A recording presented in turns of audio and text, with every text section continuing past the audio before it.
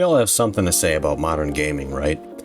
And it definitely isn't always bad, not by a long shot, but I certainly think we have some issues to discuss with what's been going on with gaming the more time has passed by, what I would consider the best time for gaming, the 2000s.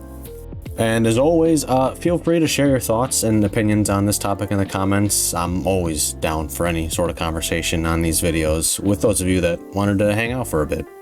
So my first and maybe biggest gripe is that gaming seems like it's moving more towards a luxury than an accessible hobby. I'm someone that enjoys collecting and playing older games, and it shocks me how with a little time, increase in demand, and ending of production, and a worldwide lockdown, can make these games from a decade or two ago cost the same as, if not more, than modern games. Which is crazy, right?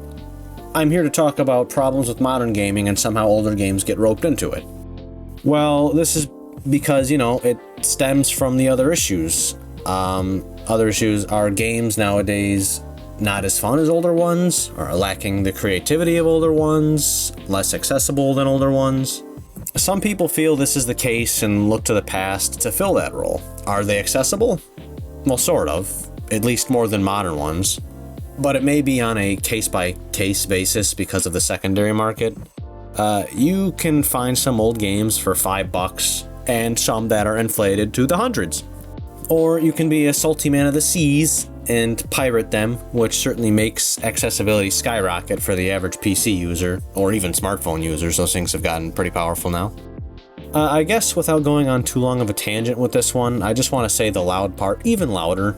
Things are getting too expensive, and I'm willing to bet most agree and already knew that, but let's talk about it. Why are companies doing this? Well, obviously greed, and because they know that enough people will buy it to set it as a new standard. Anyways, justifying their change. Nintendo Switch 2, very exciting, can't wait. But why is it starting at $449, especially with no pack-ins? I saw this opinion get thrown around a little bit after the Nintendo Direct, but people mentioned how they could always count on Nintendo to be the affordable console. Like Wii was $249 at launch with Wii Sports, and Switch was $299 when it launched in 2017, right? Sure, no pack-in and $50 more than, say, the Wii, but that's 11 years later. And that's still in comparison to its competitors at the time being $499. And even back during the initial PS3, that was $599.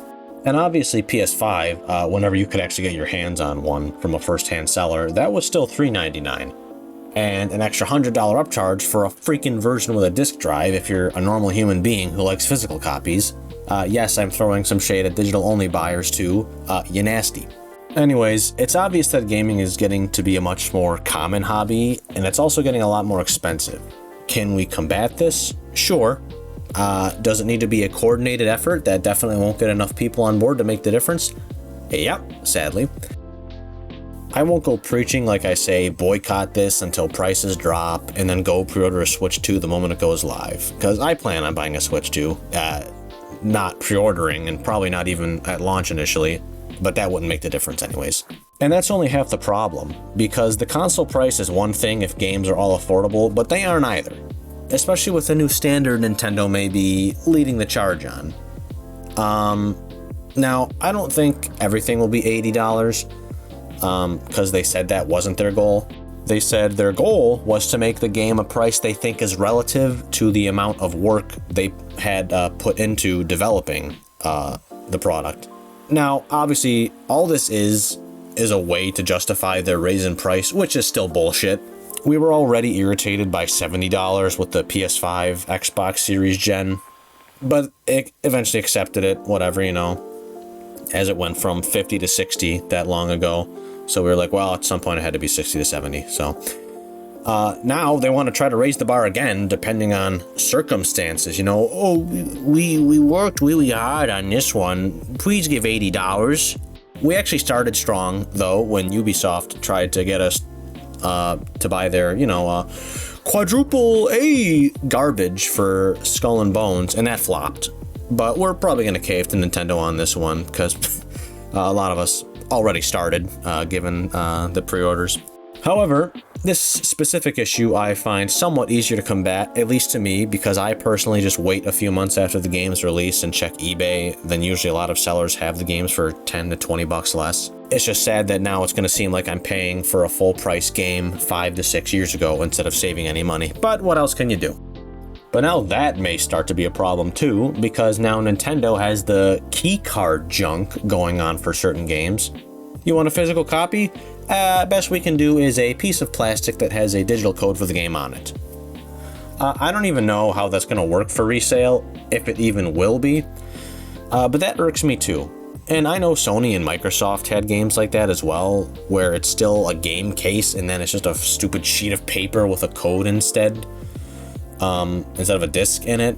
Like, that was the stupidest thing I'd seen in gaming for a little while. And now Nintendo does that, but even includes a cartridge, but the game still ain't on it. Maybe I'm misunderstanding the purpose for these keycard games, but right now they seem very stupid. It just sounds like another reason to make everything require internet connection, which is another issue. Why are so many things moving to be internet connection required to play? That's ridiculous. I understand having a connection for patches and fixes that may be needed for any missed last-minute bugs and glitches. But tell me why I have to fucking lag while playing solo COD Zombies. And sometimes it isn't even my connection. Their servers are just shit. Like, I know I sometimes have poop router, but like, it definitely isn't always me. Can anyone make that one make sense to me? Solo playing by myself, I have to lag, they say, oh, well, it's got to be online. Who made that stupid ass decision? It's all these restrictions and limitations coming around now that are a huge problem. Again, back to digital games for a moment, you don't own those. You may think you do, but then they can be yoinked just like that because the publisher, felt like it. They pretty much say, give us money and we will give you permission to play the game until we feel like that time is up. Okay, and then, I don't know, one final problem I have is just the sheer size of some of these games. These girthy, absolutely massive, eyes popping out of your head, auga size games. I understand that with improved technology and more ambitious titles and all that, we get games that consist of a lot of data. I understand, truly. But I miss the days where you could pop that shit in and play. No initial installation, no day one patch, just insert and game. Now, I just said I understand games are just too big now to do that. A lot of time they have to be copied to a hard drive or solid state drive. Yeah, I know. Even still, some of these games definitely aren't being compressed well. And I'm looking at you, COD. I know I love using you guys as examples. I love to just step on you. Looking at you taking up 3/4 of my storage so I can't play anything else. That's your tactic, isn't it? This one is honestly just an irritation, though. I don't know if it can be counted as a flaw, because no matter what, modern games are just bound to be more storage demanding. But it's one that makes me gravitate towards older games. I don't know. I for sure can admit older games, older gaming had flaws too. But I would say, in my self-proclaimed expert opinion, modern gaming's issues outweigh them. But you tell me what you think. Did I miss an important flaw? Did I mention one, or one that I did mention not seem well justified? Did I smell too much syrup and go off the deep end? Just let me know. Let me know in the comments. I'd love to have any sort of conversation on it. But that's what I got for now. Yeah, I appreciate you coming by and hanging out for a little.